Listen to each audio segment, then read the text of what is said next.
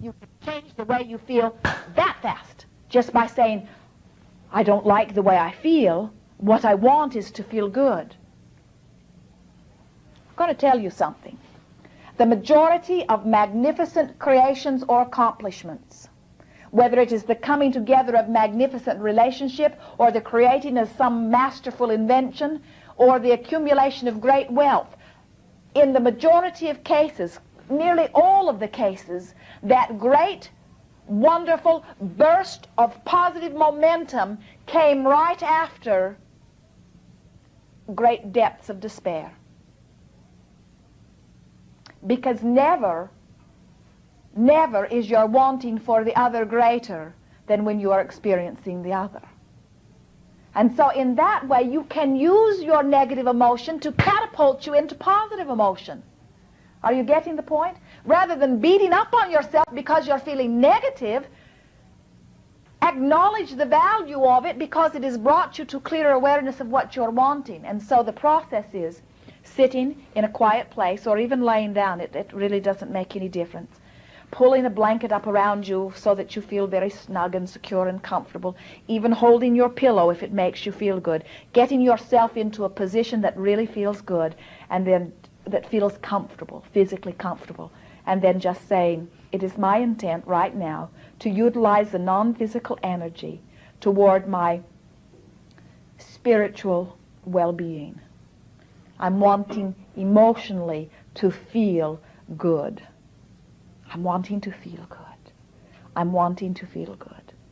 We were quizzing our friend the other evening about the way he brings himself to that. And he says, I picture something that I remember that felt good, and I focus upon it until I feel good. And we think that that is a very good key for you, because to say, I want to feel good feels nebulous sometimes, where to remember something that did feel good and to focus upon that can immediately bring forth that feeling, you see. You're getting the point? Yeah. That book that we were encouraging you to get, to carry around, use it to record things that feel good. In other words, let that be your primary business right now, to record things that feel good. When you leave this building tonight, as you walk out the door, intend to find things that make you feel good. We have written an affirmation for many of you that says, today, no matter where I go, no matter what I'm doing, and no matter who I'm doing it with, it is my dominant intent to look for that which I'm wanting to see. And so, as that is your intent, then you will more and more be putting yourself in that place of feeling uplifted, you see. Negative emotion is not a bad thing. It is a very good thing, because it gives you the contrast, it gives you the clarity, you see. You will look back upon this negative experience and bless it.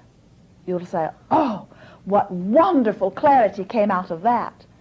We know that you don't understand that right now, but it is in your immediate future. You will come to that point of understanding.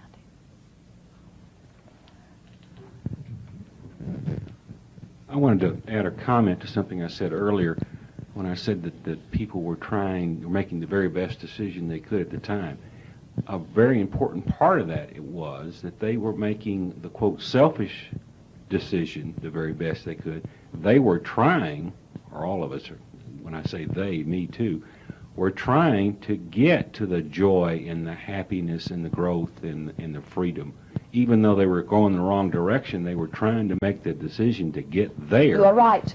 So that was as important as making the best decision as they could at the time. It is very important to acknowledge that all of you are seeking that feeling of well-being.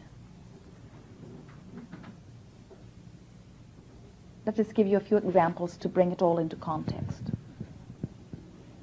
The woman wants to be healthy.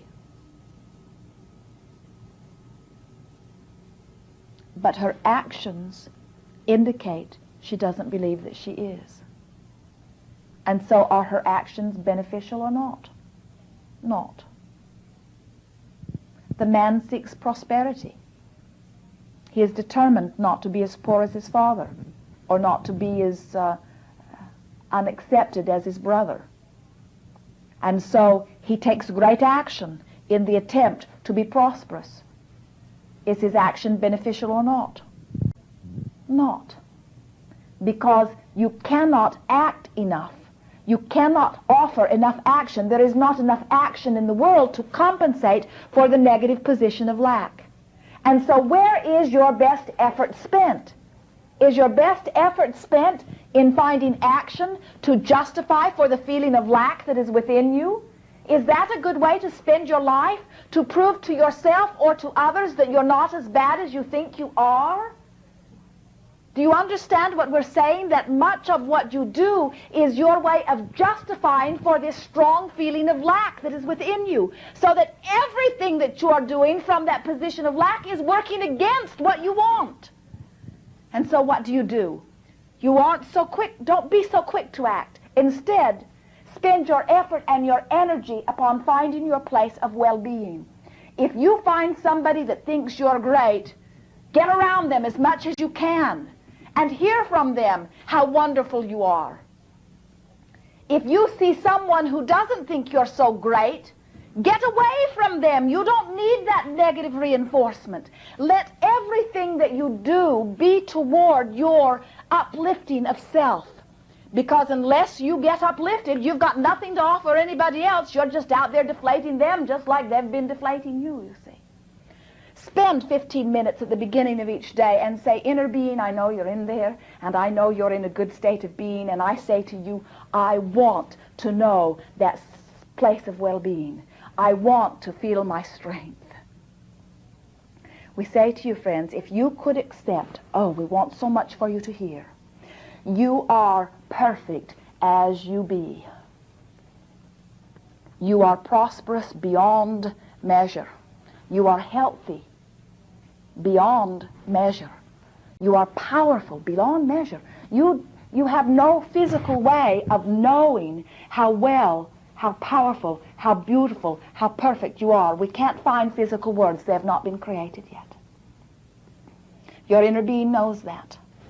And so if you will spend a little bit more time saying, inner being, I want to love me. Do you love me? And your inner being will say, yes, yes, yes, yes, yes. And then your inner being will walk around in your skin with you. And your inner being will give you impulses. Go here, it could be uplifting. Don't go there, it won't be. Seek out this one, call this one. Don't call that one. Your inner being will offer you impulse, guidance, to help you find that feeling of upliftment that you are seeking. And from this feeling, from this place of well-being, now you are at the point of attraction where you will begin to attract the evidence, the data, the physical manifestation. You will begin to attract the proof of your wellness. The proof of your wellness that may very well bleed out into the entire society. Who knows where it will go? You see, it spreads faster than fire ants. As you are in that place of well-being, then you begin this very powerful attraction. And until you are in that place of well-being, most of what you do is in the mode of justifying, and that's why you get frustrated. That's why at the end of a lifetime most look back and say, well, I hope I did something right, for it sure didn't feel very emphatic or very important. And that is because you're trying too hard to let action be the thing that makes it all happen, when action is not the thing that makes it all happen. Your action is there to enhance your state of being. This table is here to enhance your state of being. Your mates are here, your food is here, your animals are here, the ground you walk on, this building, everything in your universe is here to enhance your state of being. You are that important. And so where you got this idea that you are not worthy, we're not sure. We don't even care where you got the idea. What we are most interested in is that you release it, for it is distortion. Cancer is distortion of your perfection. AIDS is distortion of your perfection.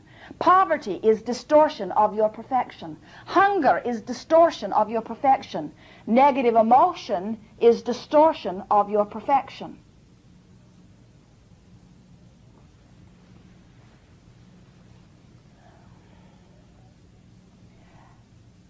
We have a message to each of you from your inner being.